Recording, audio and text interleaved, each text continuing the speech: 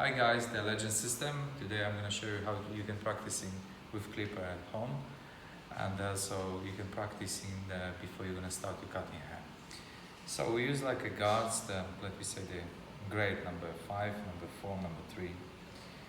Just adjust, and you need a flat wall or door.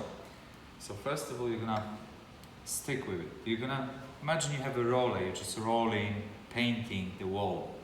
You can't do this, so you can't do this, you can't do that. Because if you have a roller, there'll be touch-ups. So we stick with it. And relax your muscles, relax your shoulder, relax your hand, and just move. Stick together, change direction. Don't do this, because if you do this, then automatically there will be steps here. So angles this way, straight, angles this way.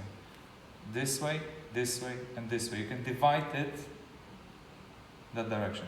So relax, stick with it. That's just for practicing before you're gonna start cutting hair. Don't do this because it's very short movement. On the middle here, just relax.